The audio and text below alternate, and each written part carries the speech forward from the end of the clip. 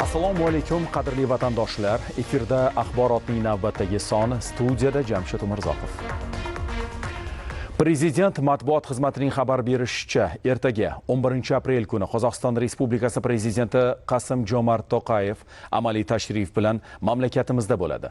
Tashrif doirasida Buxoroda oliy darajadagi muzokaralar bo'lib o'tadi. Unda O'zbekiston, Qozog'iston do'stlik, strategik sheriklik va ittifoqchilik munosabatlarini yanada rivojlantirish masalalari ko'rib chiqiladi.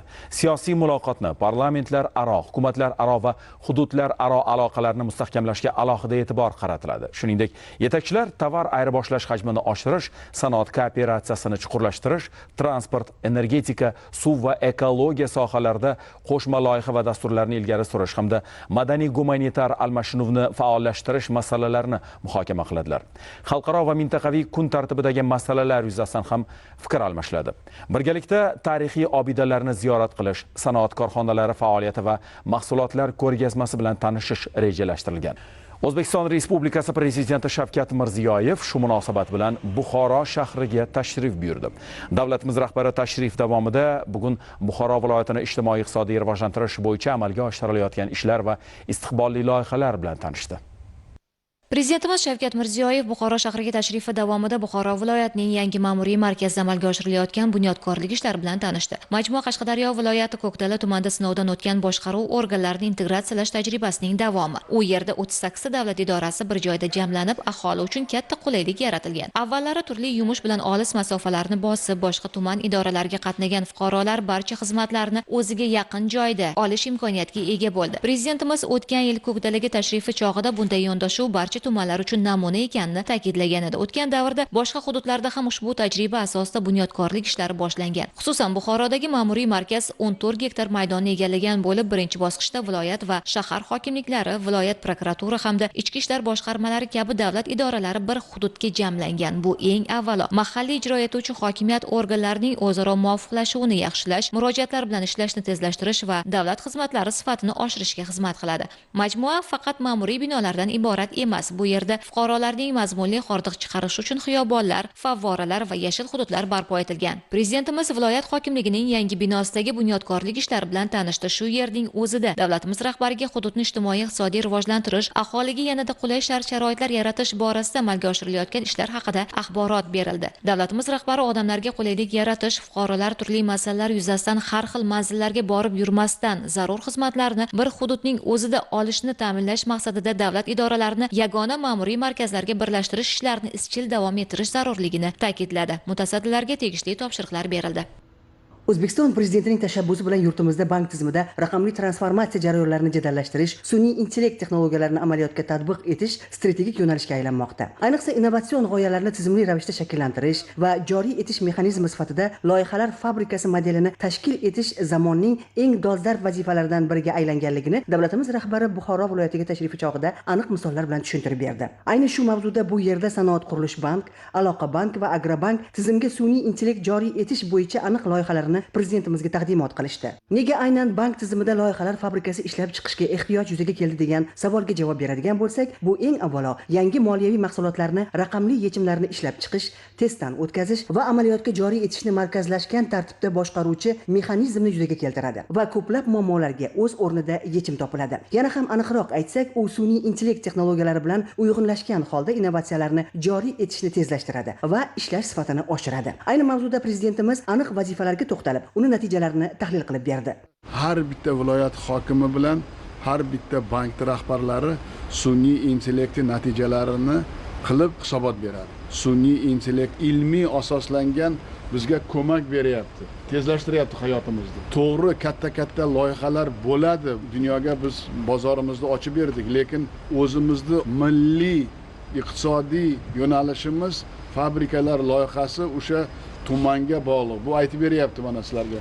Nimaga qilishing kerak, nima sohani rivojlantirishing kerak, pirovard maqsad nima bo'lish kerak, qancha pul bo'lish kerak, qayerda xato qilayotganlaring, qayerda ko'rmakonlaring deb ochib beryapti. Bundaqa qachon bizda bor edi? Bularni chiqargan masalasiga qarab bankirlar endi mijozni o'qitish kerak. Mijozni qachon o'rgatsa bo'ladi? 2% kreditini kamaytirib berib, lekin umumiy kreditni davomiyligini 1 yilga 2 yilga cho'zib bersalaring, u keyin sizlar bilan kelib o'rganadi. Ertaga odamlarning talabi oshib boradi. Shuning uchun kechagi rejalaring ertangi kunga mutlaqo to'g'ri kelmaydi. Sun'iy intellekt aytayaptiki, 3,5 mingga qaramagin, 15 mingga qaragin. Ana shunda xato kam bo'ladi. Qaysi yo'nalish bo'yicha, qayerda, qaysi mahallada nima qilsa bo'lishini aytib beradi. Bu bo'yicha data center kerak. Integratsiya har bir tarmoq bilan kerak. Mana qancha oldimizda masala turibdi. Muhitni o'zgartirishimiz kerak. Jamiyat o'zgarish kerak. Ana shunda biz 3 mingni o'rniga 15 ming qilsak, xato bo'ladi, kam bo'ladi. Nimaga? Loyihalarni tanlashga imkoniyat paydo bo'ladi. Mana shu eng katta meni maqsadim. Shu o'rinda prezidentimizga taqdim qilgan loyihalarning muhim bir jihatiga e'tibor qaratsak, loyihalar fabrikasi modeli joriy etilishining iqtisodiy samaradorligi qanday bo'ladi? Sun'iy intellekt asosida loyihalar fabrikasi banklarni quyidagi ustunligini ta'minlaydi. Avvalo, operatsion xarajatlarni kamaytiradi. Ya'ni sun'iy intellekt orqali hujjat aylanishi avtomatlashadi, kol markaz yuklamasi kamayadi, inson omili ta'siri qisqaradi. Yana bir muhim jihat, risklarni boshqarish samaradorligi oshadi. Ya'ni sun'iy intellekt joriy etilishi bilan default ehtimoli prognoz qilinadi. Kredit risklarini baholaydi. Firibgarlik holatlari aniqlanadi va oldini olishga aniq choralar ko'riladi. Sun'iy intellektni bank tizimiga joriy etilishining kelgusidagi natijalarga to'xtaladigan bo'lsak, yangi bank mahsulotlari tez ishlab chiqiladi. Ya'ni mijoz segmenti avtomatlashadi, personallashtirilgan xizmatlar yaratiladi, raqamli mahsulotlar tez joriy etiladi. Bu esa o'z o'rnida juda ko'plab yangi loyihalarni hayotga tatbiq etishga zamin yaratadi. Bu o'z o'rnida kambag'allikni qisqartirish, yangi ish joylarini ochishga imkoniyat yuzaga keltiradi. Tizimni ishlash mexanizmi avvalo viloyat, tuman va mahallalar kesimidagi barcha ko'rsatkichlarni yagona ma'lumotlar bazasiga jamlashdan boshlanadi. So'ngra sun'iy intellekt mahallalaridagi xonadonlar soni va hududdagi xos xususiyatlarni chuqur tahlil qiladi. Eng istiqbolli o'sish nuqtalarini aniqlaydi. Shu ma'noda tahlillar shuni ko'rsatadiki, 2026-2031 yillarda ushbu yo'nalishlarda 7,4 trillion so'mlik loyihalarni amalga oshirish va 15 mingta yangi ish o'rinlarini yaratish nazarda tutilgan. Prezidentimiz mavzuni chuqur tahlil etar ekan, bu boradagi vazifalarni kechiktirib bo'lmaydigan muhim masalalar ekanligiga alohida e'tibor qaratdi. Chunki banklar tizimiga sun'iy intellekt joriy etilishi bank moliya tizimida tashlangan muhim qadamdir. O'zbekistonda ilk bor davlatimiz rahbari kambag'allik haqida baralla gapirdi va keyingi bosqich ana shu jarayonni qisqartirish va aholi bandligini ta'minlashga qaratildi va turli hududlar misolida tajribalar ommalashmoqda. Bugun mana shu Buxoroda bo'lib o'tgan taqdimot haqida gapiradigan bo'lsak, bu yerda o'sha banklarni bu jarayonga jalb etilishi va buni aynan sun'iy intellekt orqali amalga oshirishiga qanday ehtiyoj tug'ildi degan savolga javob beradigan bo'lsak, mana birgina Peshku tumanini oladigan bo'lsak, mana e'tibor bering. Turkiston mahallasida sun'iy intellekt ko'rsatib beryapti. Ya'ni bu yerda meva ko'chatlar yetishtirish samara beradi demoqda. Yoki bo'lmasa mana shu Jonkelni oladigan bo'lsak, bu yerda mana ko'rib turibsiz, chorvachilik rivojlanishi uchun sharoit mavjud. Ya'ni mana shu sun'iy intellekt bunga aniq dasturni ishlab chiqib beryapti. Yoki bo'lmasa mana misol uchun deylik bir biznesni boshlagandan keyin uni muvaffaqiyati 2 yildan keyin nima bo'ladi degan savolga ham aynan mana shu banklarga sun'iy intellektni joriy qilish orqali aniq javob topilyapti. Bugungi tijorat banklarimiz tomonidan hurmatli prezidentimizga qilingan taqdimotlarning asosiy ma'nosi shundan iboratki, hurmatli prezidentimiz tomonidan mahallalarda, hududlarda aholini tadbirkorlikka jalb qilish, ularni bugungi kundagi daromadini oshirish hamda bandligini ta'minlash bo'yicha sun'iy intellekt yordamida hududlarni tahlil qilish va o'sha sun'iy intellekt yordamida tahlillar natijasiga asosan hududlarni ijtimoiy iqtisodiy rivojlantirish konsepsiyasini ishlab chiqish topshirig'i berilgan. Hurmatli prezidentimiz topshiriqlariga muvofiq 3 ta tijorat bankimiz, Sanoat qurilish banki, Aloqa bank hamda agrobanklarimiz tomonidan o'zlarini biriktirilgan tumanlari bo'yicha sun'iy intellekt yordamida o'sha tumanlarni rivojlantirish konsepsiyasi ishlab chiqildi. Bunda birinchi navbatda 5 yillik hududlarda amalga oshirilgan ishlarni umumiy big datasi deydi, ma'lumotlar bazasi shakllantirildi. Ushbu ma'lumotlar bazasiga asosan hududlarda bugungi kundagi holatni to'liq tahlil qilib chiqildi. Bunda biriktirilgan tumanda nechta mahallalar borligi, ushbu mahallalarda xonadonlar soni, undagi oilalar soni va ushbu mahallalarning har birini kelib chiqishidan, ixtisoslashuvidan kelib chiqqan holda ertangi kunda qaysi yo'nalishlarga alohida e'tibor berib, ushbu yo'nalishlarni rivojlantirish bo'yicha sun'iy intellekt asosida tavsiyalar ishlab chiqildi. Hurmatli prezidentimiz tomonidan Samarqand viloyatiga qilgan tashriflarda Narpay tumani misolida bank tizimiga mahallabay ishlash, mahallalarda loyihalarni shakllantirish, loyihalar fabrikasini qilish va shuning natijasida kambag'allikni qisqartirish, ish o'rinlarini ko'paytirish, aholini qo'shimcha daromad manbaini ko'paytirishda, loyiha shakllantirishda sun'iy intellektdan foydalanish bo'yicha topshiriqlar berilgandi va o'sha yerda Narpay tumani namunasida Agrobankka ham bir qator topshiriqlarni beruvdilar. Bugun mana hurmatli prezidentimizga Buxoro tumani misolida oxirgi 5 yillik tumanning iqtisodiy holatidan kelib chiqib, sun'iy intellekt tahlilini va keyingi 2030-yilgacha Buxoro tumanining 36 ta mahallasida 6 ta yo'nalishda loyihalar fabrikasini amalga oshirish bo'yicha taqdimot qildik. Hurmatli prezidentimiz sun'iy intellektni yanada keng foydalanish, aholi xonadonlariga kirib borish. Endi mana shu har bitta loyihani tadbirkorlik bilan shug'ullanmoqchi bo'lgan fuqarolarimizni sun'iy intellekt asosida biznes rejalarini tayyorlab berish, ham ularni o'qitib, keyin kredit berish bo'yicha ham topshiriqlarni berdilar va bu topshiriqlarni Agrobank misolida ham to'liq ijrosini ta'minlaymiz. Tuman rahbarlarimiz, mahalla bankirlarimiz, mahalla agentlarimizga o'zlarining qo'llaridagi gadjetlariga maxsus mahalla sun'iy intellekt platformasini yaratib beryapmiz va bu o'sha mahallaga, tumanga borganida tuman rahbarlarimiz, umuman bizning bank xodimlarimiz tayyor biznes loyiha va tayyor yechim bilan borishadi va aynan o'sha joyda bankdan oladigan oyliklarni ham biz xodimlarimizni mahallada sun'iy intellekt asosida loyihalarni shakllantirish, ish o'rinlarini yaratishga asosan KPI tizimiga o'tish bo'yicha hurmatli prezidentimizga taqdimot qildik. Hurmatli prezidentimiz yana qator topshiriqlar berdilar. Ya'ni bu tahlillarni yanada ham chuqurlashtirish, qolgan viloyatlar, qolgan tumanlarni ham to'liq tahlil qilib, endi bank tizimi bo'yniga mas'uliyat olib, sun'iy intellekt asosida shu tizimdan tashkil qilish topshirig'ini berdilar. Hurmatli prezidentimiz tashabbusi bilan banklarni mahallalarda, tumanlarda, viloyatlarda olib borayotgan ishlariga sun'iy intellekt asosida loyihalar fabrikasini yaratish vazifasi qo'yilgan. Buxoro viloyatida biz Peshku tumani bilan ish olib bormoqdamiz. Peshku tumanidagi bor mahallalarni hurmatli prezidentimiz aytgandek chuqur tahlil qilinishi uchun biz alohida platforma yaratdik. Aloqa bank tomonidan bu platformaga respublikamizdagi biriktirilgan olib borayotgan ishlarimizni xohlagan viloyatni, xohlagan tumanni, xohlagan mahallani butun ma'lumotlar bazasini kiritsak, sun'iy intellekt bizlarga tahlil qilib, qaysi ko'rsatkichlar samarali ko'rsatkichlar shu mahallaga nisbatan, shu tumanga nisbatan, shu viloyatga nisbatan, driver ko'rsatkichlari nimadan iborat, qaysi yo'nalishlarda ko'proq loyihalarga e'tibor berishimiz kerak, qaysi loyihalar ko'proq samara beradi, qaysi loyihalar ko'proq ish o'rni yaratadi, qaysi loyihalar bo'yicha aholimiz qo'shimcha daromadlar manbalariga ega bo'ladi, shularning hammasini tahlil qilib chiqarib beradi. Bu albatta juda yaxshi natijasini berdi. Bugun masalan biz Peshku tumani misolida bor loyihalarni ma'lumotlar bazasi asosida ko'rsatib berdik. Albatta bugun yana qo'shimcha topshiriqlar bo'ldi. Endi faqat bank sun'iy intellektni bilib loyihalar yaratish emas, endi mijozga ham buni o'qitishimiz kerak, mijozga ham yetkazishimiz kerak degan topshiriq bo'ldi. Shu asosda mijozni o'qitishni ham sun'iy intellekt asosida o'qitamiz. Sun'iy intellekt bizga o'zi yetadi. Shu yo'nalishda, shu mahallada mijozlarimizni ko'proq qaysi yo'nalishda o'qitishimiz kerak. Uni ham sun'iy intellekt asosida maxsus dasturlar yaratamiz. Bu yerda albatta bizga ma'lumotlar bazasi juda ko'p kerak bo'ladi. Bu ma'lumotlar bazasini yaratish uchun ham bugun hurmatli prezidentimiz alohida qaror chiqarib, banklarni ma'lumotlar bazasini olish uchun vazirliklar, sohalarni integratsiya qilish masalasini ham alohida ko'rsatib o'tdi. Bugun Sanoat qilish bank tomonidan hurmatli prezidentimizga yangi platforma, ya'ni sun'iy idrok yordamida tuman ijtimoiy salohiyatini ishlab chiqib ko'rsatadigan tizimni biz taqdimotini o'tkazdik. Mazkur tizim orqali biz tumanni infratuzilmasi, iqtisodiy faolligi, aholi va bandligi, mahalla tadbirkorligi va bank sohasida qilinayotgan ishlar, imkoniyatlar va xulosalar va rejalarni ko'rsatib berdik. Undan tashqari yangi yaratilayotgan tadbirkorlik subyektlari uchun yoki mahallada endi o'z tadbirkorligini yaratmoqchi bo'lganlar uchun yoki umuman tadbirkorlik subyektlari uchun yangi g'oyalar fabrikasini taqdimotini o'tkazdik. Mazkur g'oyalar fabrikasida biz ularga biznes rejalarini ishlab chiqqan holda avtomatik ravishda bankka o'z arizalarini jo'natish imkoniyatini ham yaratib berganmiz. Undan tashqari hurmatli prezidentimizga biz tomonimizdan sun'iy idrok yordamida ishlaydigan maslahatchi tizimini ham bugun taqdimotini o'tkazdik. Mazkur maslahatchi tadbirkorga moliyaviy hisobotlarda o'z yechimlarini ko'rsatib turadi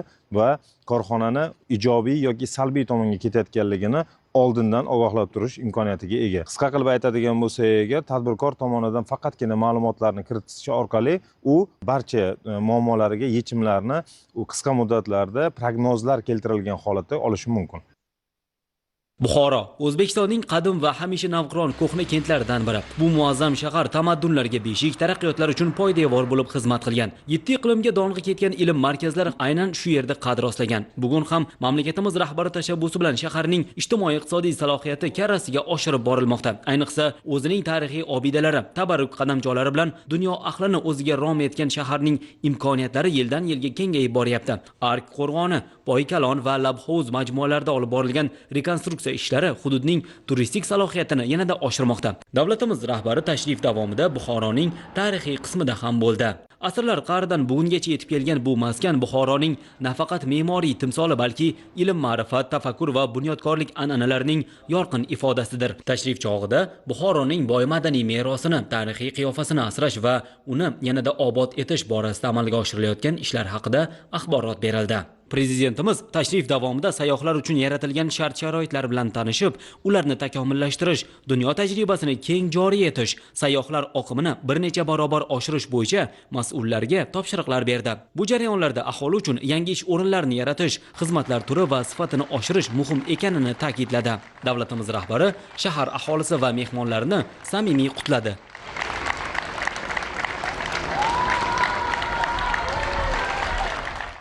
Davlatimiz rahbari Shavkat Mirziyoyev Buxoroga safari chog'ida shaharning yangi aeroportini barpo etish loyihasi bilan tanishdi. Mamlakatimizda transport infratuzilmasi izchil rivojlantirilmoqda. Yangi yo'l va ko'priklar qurilib, yo'lovchilarga qulayliklar oshirilmoqda. Qayd etish kerakki, davlatimiz rahbari 2024-yilda Buxoro viloyatiga tashrifi davomida viloyatning turizm salohiyatini yanada rivojlantirish maqsadida Buxoroning yangi xalqaro aeroportini barpo etish bo'yicha muhim topshiriq bergan edi. Ushbu transport inshooti hamda unga tutash infratuzilmani barpo etish uchun shahar tashqarisidan jami 300 gektar yer maydoni ajratilgan. Loyiha doirasida aeroportga olib boruvchi avtomobil yo'li ham qurilmoqda. Uning umumiy uzunligi 23.8 kilometrni tashkil etib, shundan 2.7 kilometri mutlaqo yangi yo'l, 21.1 kilometri esa rekonstruksiya qilinadi. Shuningdek, yo'l bo'yida 2 yo'l o'tkazgich, 9 ta yer osti piyodalar o'tish joyi va 8 ta ko'prik barpo etilishi nazarda tutilgan. Loyihaga ko'ra, yangi aeroportda uzunligi 3.3 kilometr bo'lgan barcha turdagi havo kemalari qabul qilish imkoniga ega uchish-qo'nish yo'lagi, shuningdek, soatiga 1200 nafar yo'lovchiga yuqori darajada xizmat ko'rsatish quvvatiga ega aerovokzal majmuasi quriladi. Biz Buxoro viloyati aholisi, shuningdek, mahalliy va xorijiy sayyohlar uchun zamonaviy va qulay xizmat ko'rsatadigan aeroport barpo etishni maqsad qilganmiz. Shunday ekan, ushbu aeroport jahon standartlari talablariga to'liq mos bo'lishi shart, dedi mamlakatimiz yetakchisi. Buxoroning yangi aeroporti hurmatli prezidentimizning o'zlarining tashabbuslari bilan amalga oshirilyapti.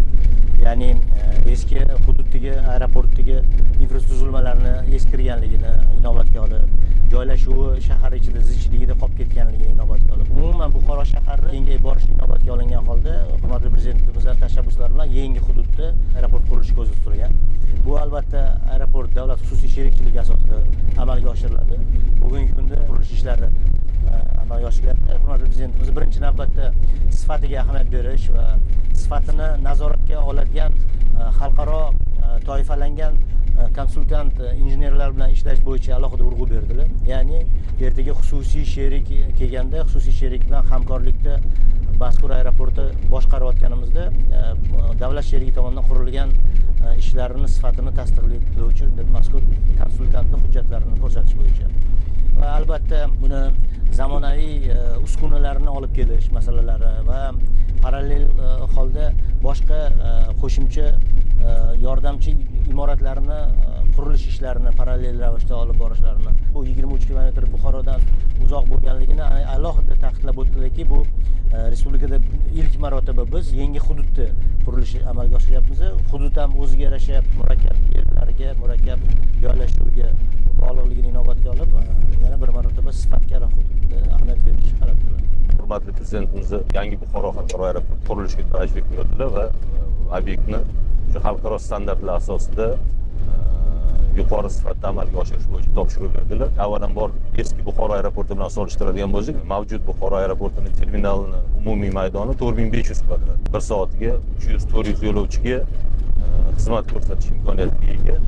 Yangi Buxoro xalqaro aeroportining terminali 48000 kvadrat, ya'ni 10 baravardan yuqori bo'lgan maydonga ega bo'ladi. Bu eng asosiysi shu yo'lovchi oqimini ko'proq qabul qilishga va turistlar, mehmonlar va aholimizga yuqori darajada xizmat ko'rsatishga imkon beradi. Terminalimizni 1 soatda o'tkazuvchilik quvvati 1,5 ming yo'lovchi, yil davomida aeroportimizda 4 million yo'lovchigacha bemalol yuqori sifatda xizmat ko'rsatish imkoniyatiga ega. Bu aeroportni hurmatli prezidentimiz qurilishini boshlashga topshiriq berganlarida biz 6 oy davomida geologik izlanish ishlarini olib borganmiz, chunki hudud cho'l zona va bu cho'l zonada biz shu 6 oy davomida geologik ishlarni amalga oshirdik. Bugungi kunda qurilish ishlari juda ham jadallik bilan olib borilmoqda.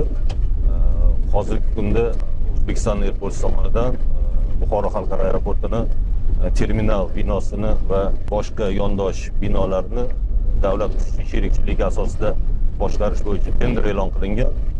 Bu tenderga hozir juda ham qiziqish yuqori va yaqin orada biz shu tender natijalarini e'lon qilib, sherik bilan yangi terminal qurilishini ham boshlab yuboramiz.